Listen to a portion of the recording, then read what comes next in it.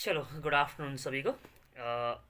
थोड़ा सा बचा हुआ टॉपिक है, एक दो का टॉपिक है, उसको भी हम लोग ख़त्म कर ही देंगे। ऐसे तो एग्ज़ाम ख़त्म हो ही गया है, किंतु एग्ज़ाम ख़त्म कहाँ हो गया, 8 का ना ख़त्म हुआ, बाकी तो बचा हुआ है ना। सो ये जो पार्ट जो लोग हम लोग पढ़ रहे हैं, ये क्लास 10 भी सेम चैप्टर है, किंतु जिस डिटेल में हम लोग पढ़ा रहे हैं शायद उतना डिटेल पढ़ना भी नहीं पड़ेगा 10 में भी, ठीक है, किंतु जान के रखना जरूरी है बात के लिए भी। सो हम लोग 1935 का गवर्नमेंट ऑफ इंडिया एक्ट भी बात कर लिए थे, ठीक है।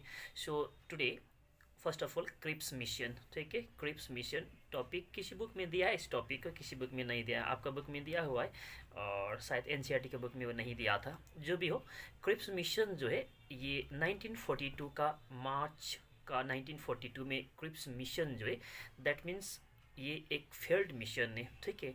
तो क्रिप्स मिशन में क्या होता है कि ब्रिटिश लोग जो है इंडियन से सपोर्ट चाहते हैं सेकेंड वर्ल्ड वॉर में, इंडियन से सपोर्ट चाहते हैं, इंडियंस का कोऑपरेशन चाहते हैं सेकेंड वर्ल्ड वॉर में, ठीक है।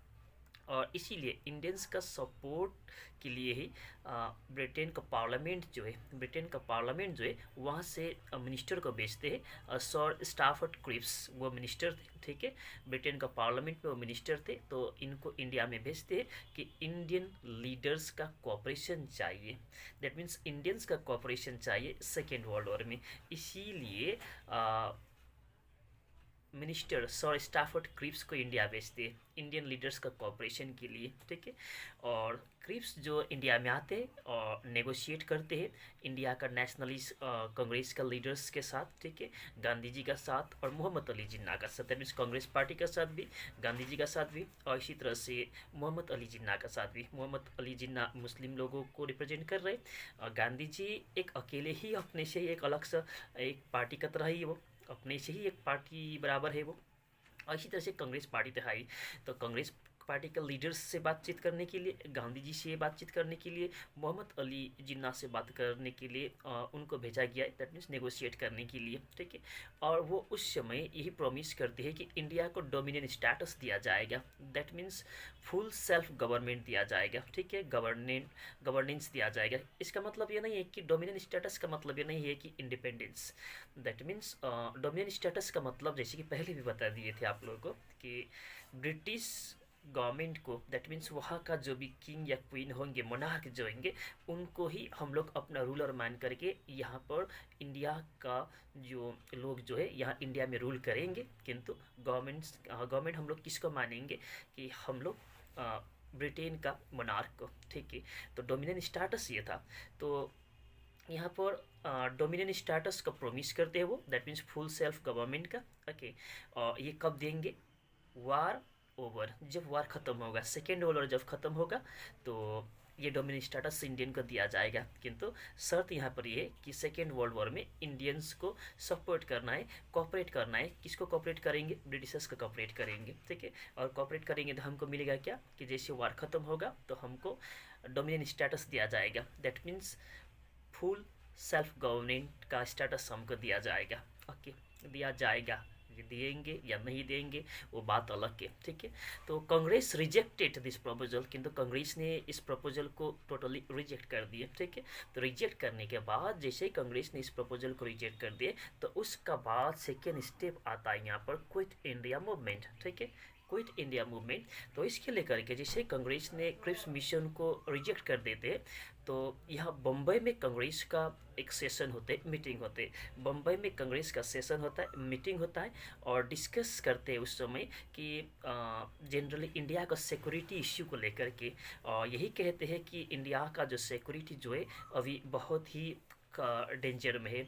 और ये क्यों डेंजर में है? क्योंकि यहाँ पर चांसेस है जापान का अटैक का।